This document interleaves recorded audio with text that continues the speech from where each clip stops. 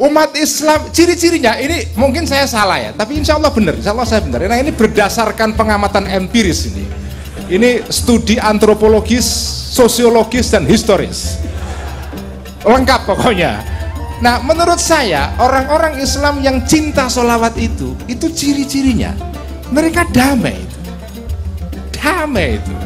Asyik semuanya. Ya contoh yang paling baik ya yang di sini ini kan semua cinta sholawat semua ini kan.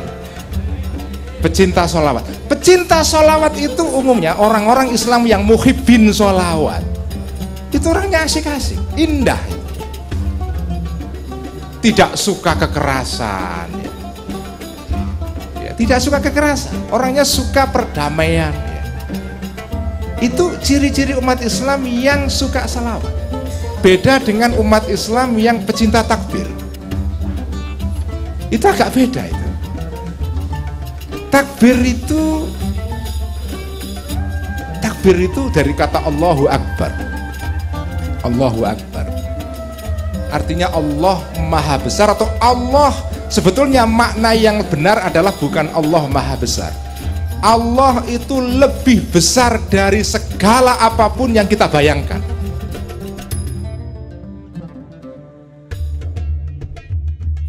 Salawat itu semua adalah para penyair. Semuanya keindahan. Karena sholawat itu isinya keindahan, saudara-saudara, orang-orang yang mencintai selawat, orang-orang yang mencintai selawat adalah orang-orang yang perilakunya indah. Saya pernah menulis, nggak tahu Mas Salim sudah pernah baca atau belum, status Facebook itu. Saya menulis sebetulnya agak ceroboh, tapi menurut saya isinya benar ya, isinya benar karena yang nulis saya. Isinya begini, saya membagi umat Islam itu ke dalam dua kategori besar. Umat Islam yang cinta sholawat dan umat Islam yang cinta takbir. Nah ada dua ini, ada umat Islam yang cinta sholawat, ada yang cinta takbir. Takbir.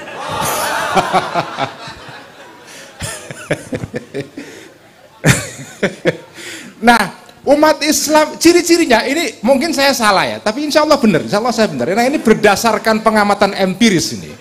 Ini studi antropologis, sosiologis, dan historis. Lengkap pokoknya. Nah menurut saya orang-orang Islam yang cinta sholawat itu ciri-cirinya mereka damai itu. Damai itu. Asyik semuanya. Ya contoh yang paling baik ya yang di sini ini kan semua cinta sholawat semua ini kan. Pecinta sholawat. Pecinta sholawat itu umumnya orang-orang Islam yang muhibbin sholawat. Itu orangnya asik-asik, indah itu. Tidak suka kekerasan ya. Ya, tidak suka kekerasan, orangnya suka perdamaian ya. Itu ciri-ciri umat Islam yang suka salawat. Kenapa? Karena sholawat itu semua adalah indah. Walaupun orang-orang yang cinta salawat itu mungkin tidak ngerti salawat itu artinya apa ya dibaca saja, tetapi umumnya sholawat itu pasti dibaca dengan cara yang indah, pasti. Makanya Bib Syekh itu pecintanya luar biasa. Karena ya semuanya isinya salawat. Dibaca dengan indah sekali. Nah keindahan sholawat itu, keindahan sastrawinya sholawat, itu juga akhirnya membentuk perilaku dan budinya orang-orang Islam. Budinya orang-orang Islam ini. Itu karena sholawat. Makanya lihat saja di mana-mana umat Islam yang cinta salawat itu, ya, apalagi sholawat ditambah sayyidina, itu ya. Ya enggak apa-apa, enggak pakai sayyidina juga enggak apa-apa. Tapi kalau tambah sayyidina itu mantap sekali itu. Ya. Nah itu indah semua. Nah beda dengan umat Islam yang pecinta takbir. Itu agak beda itu.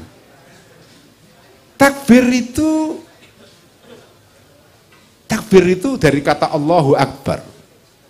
Allahu Akbar. artinya Allah maha besar, atau Allah sebetulnya makna yang benar adalah bukan Allah maha besar. Allah itu lebih besar dari segala apapun yang kita bayangkan. Itu Allahu Akbar maknanya. Allahu Akbar. Nah, Allahu Akbar itu kalau tidak difahami secara benar, itu kita bisa kualat itu.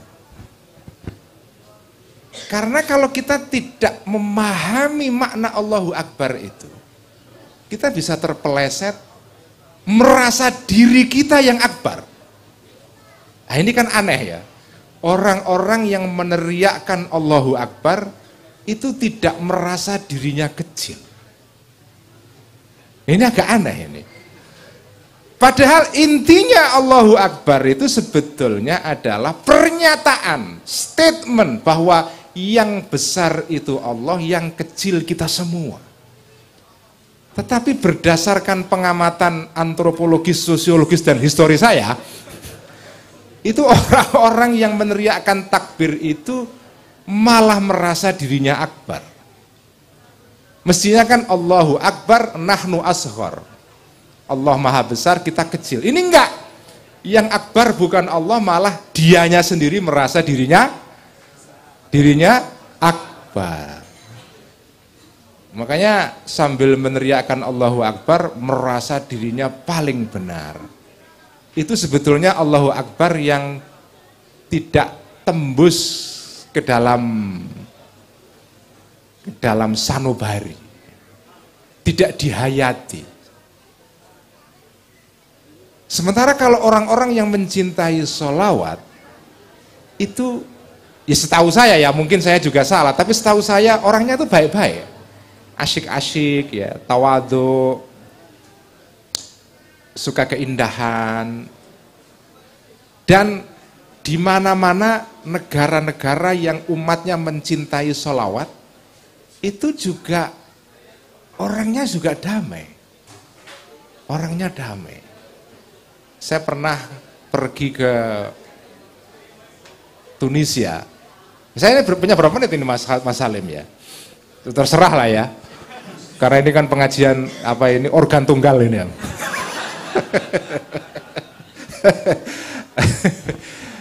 Saya baru ke Tunisia kira-kira 2 bulan yang lalu. Asik sekali negara itu ya. Asik pertama karena dubesnya kawan saya sendiri, Mas Zuhairi Misrawi. Yang kedua, nah ini di Tunisia ini sama dengan di Indonesia, tarekat kuat sekali. Di sana tarekat yang kuat adalah tarekat Syadziliyah. Saya diajak oleh dubes Tunisia Mas Zuhairi Misrawi untuk datang ke majelis zikirnya tarekat Syadziliyah yang dipimpin langsung oleh keturunan Abul Hasan Asy-Syadzili, pendiri tarekat Syadziliyah. Saya juga diajak ke zawiyah, ke tempat nyepinya, munajatnya Syekh Abul Hasan Asy-Syadzili. Jadi Abul Hasan Asy-Syadzili itu lahir di Maroko, menjadi wali di Tunisia, meninggal di Mesir. Jadi walinya itu di Tunisia, yaitu bermunajat ya, meditasi, nyepi bertahun-tahun di sebuah gua yang mirip dengan gua Hira. Sampai sekarang masih ada, menjadi tempat peziarahan banyak orang. Kalau kita ke sana masuk ke guanya, sholat sunat 2 rakaat ya. Sudah pasti sholat sunat itu bid'ah di situ karena nggak ada ajaran dari Kanjeng Nabi.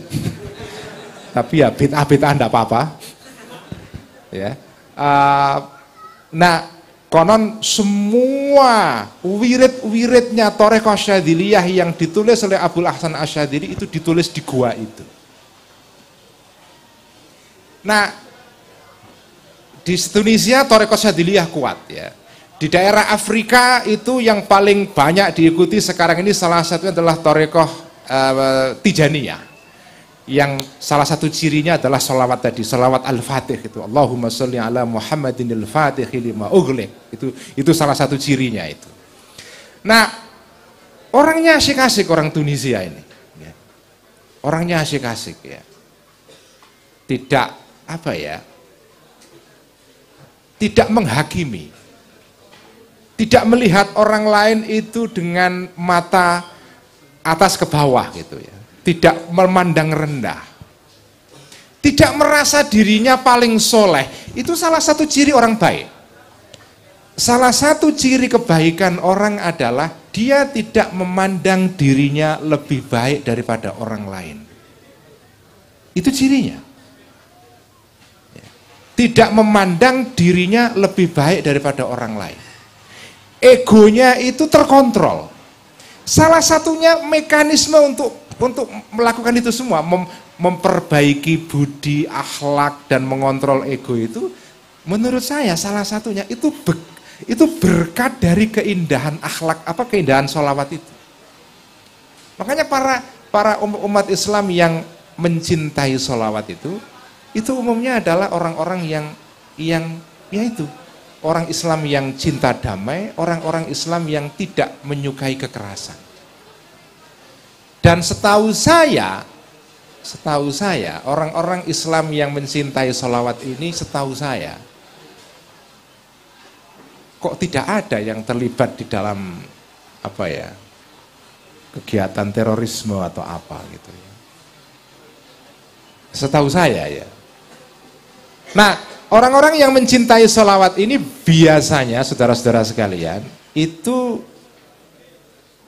biasanya adalah orang-orang yang juga,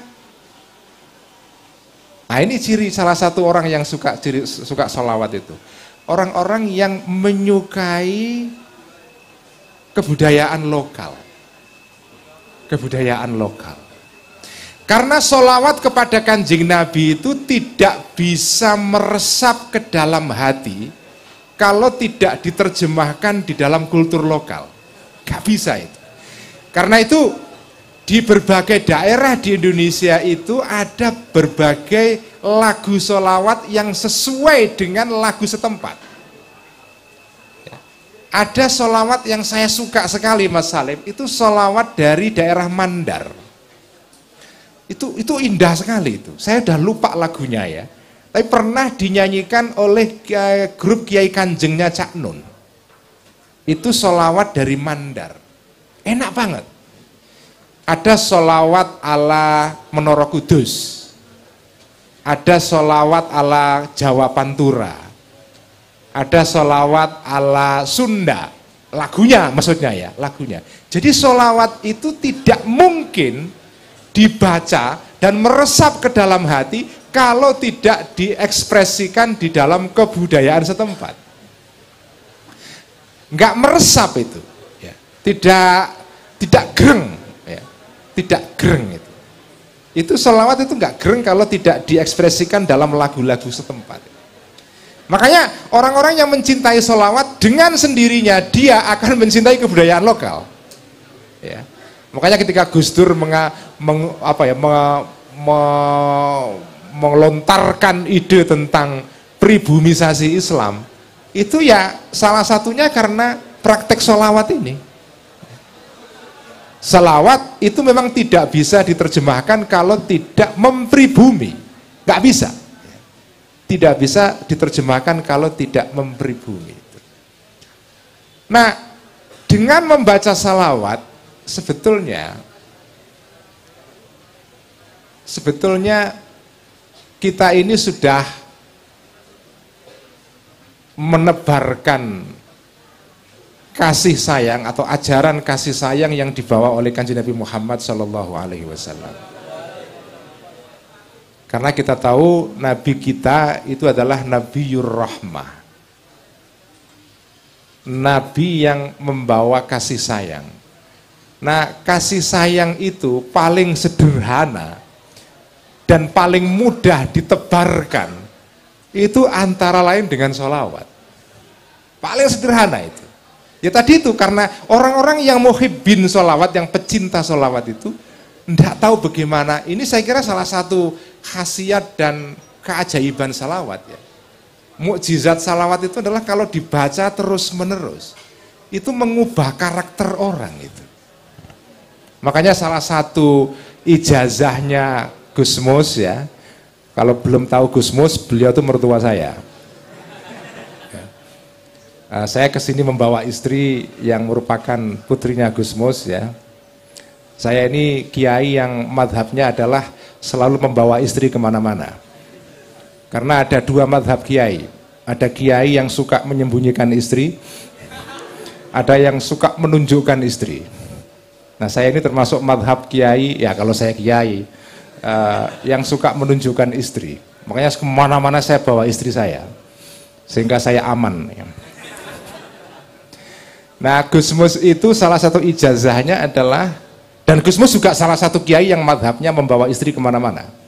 Ya, jadi teladan saya dalam hal ini adalah mertua saya. Kemanapun Gus Mus itu selalu membawa istri. Dulu ketika masih ada ibu mertua ya. Nah Gus Mus itu salah satu ijazahnya adalah dua. Ini ijazah yang beliau terima dari guru-gurunya, dari Kiai Makhrus Ali, dari Mbah Maksum, dari Mbah Bisri Mustafa, dari Kiai Ali Maksum, dari Kiai Yasin Fadani, semuanya dari guru-guru beliau, semuanya itu ijazahnya sama, yaitu ijazahnya sederhana, perbanyak membaca salawat dan istighfar. Pokoknya kalau mulut kita sedang tidak produktif, tidak sedang bekerja, bacalah salawat dan istighfar. Itu ijazahnya Gus Mus. Dan malam ini saya ijazahkan kepada Anda semua. Ya. Ijazahnya Gus Mus adalah perbanyak membaca salawat dan istighfar. Nah itu orang kalau membaca salawat, itu ini salah satu yang saya buktikan sendiri itu akan banyak hal yang terjadi. Ya. Kita nggak akan bisa menduga, tetapi salah satunya menurut saya banyak membaca salawat itu mengubah karakter itu. Jadi kenapa? Ya tadi itu penjelasan saya, kalau penjelasan rasionalnya ya, karena selawat yang dikarang oleh para ulama itu hampir semuanya indah semua. Nggak ada selawat yang jelek itu. Nggak ada, setahu saya nggak ada selawat yang jelek itu. Semuanya indah semua. Karena selawat itu indah, itu tidak mungkin dikarang oleh orang-orang yang tidak pernah mengalami pengalaman keindahan. Karena ini selawat yang ditulis oleh orang-orang yang dulunya mengalami pengalaman keindahan, ketika dibaca menimbulkan keindahan pada orang-orang yang membacanya. Mengubah karakter mereka itu. Itulah salawat itu. Jadi membaca salawat itu betul-betul bisa mengubah karakter. Dan sudah terbukti. Orang-orang Islam yang mencintai salawat dimanapun tadi itu saya jelaskan, ciri-cirinya adalah mereka ini pecinta perdamaian. Peace loving people, itu pembaca salawat. Peace loving people, orang-orang yang mencintai perdamaian. Muhibbus salam. Ya. Jadi dengan membaca salawat sebetulnya jenengan ini sudah menebarkan ajaran rahmat yang dibawa oleh Kanjeng Nabi. Dengan membaca salawat saja itu. Karena jenengan mengubah karakter diri Anda dari orang yang dulunya tidak mencintai keindahan menjadi mencintai keindahan itu. Nah, meneladani Kanjeng Nabi di dalam era modern ini menurut saya salah satu cara yang paling sederhana adalah ya tadi ini, menghidupkan ajaran keindahan Kanjeng Nabi dengan cara yang sederhana, yaitu membaca salawat itu. Nah, tetapi membaca salawat ini akan lebih indah, akan lebih baik kalau disertai juga dengan pemahaman terhadap isi salawat itu. Itu akan lebih baik lagi. Karena dengan memahami isinya, Anda bisa menghayati keindahan yang terdapat di dalam sholawat itu. Tetapi tanpa mengerti isinya pun, ya sebetulnya orang-orang yang membaca salawat ini juga mendapatkan pesan keindahan. Walaupun mungkin pesan yang difahami di situ tidak sedalam kalau difahami isinya. Tetapi membaca salawat itu saja, itu sudah bisa menimbulkan keindahan pada orang itu. Ya karena tadi itu sholawat itu ritmis, ya, ritmis ada ritmenya. Apalagi kalau dibaca dengan sebuah lagu itu akan ritmis sekali.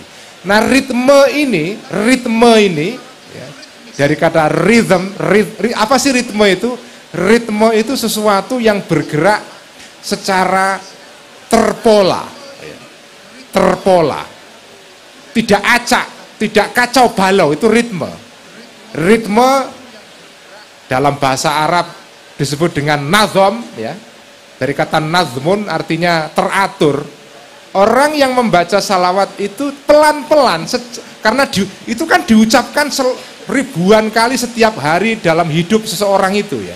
Ketika orang membaca salawat yang ritmis seperti itu timbul ritme dalam dirinya itu. Jadi hidupnya itu ritmis itu. Dan keindahan itu ritmis, keindahan itu nazom, sesuatu yang tertata, itu pasti indah, itu tertata itu. Ya tentu saja ada keindahan yang justru keindahan ditemukan di dalam hal yang tidak tertata, tapi pada umumnya keindahan itu lahir dari tata, dari sesuatu yang ritmis itu. Itulah cara kita, menurut saya, menebarkan ajaran Kanjeng Nabi di dalam zaman ini, ya. Perbanyaklah salawat, ya, dan pahami salawat, dan kita wujudkan makna salawat itu di dalam kehidupan sehari-hari. Innallaha wa malaikatahu yusholluna 'alan nabi ya ayyuhalladzina amanu shollu 'alaihi wa sallimu taslima. Sekian yang bisa saya sampaikan. Semoga kita semua dijadikan sebagai orang-orang yang mencintai keindahan sholawat. Wassalamualaikum warahmatullahi wabarakatuh.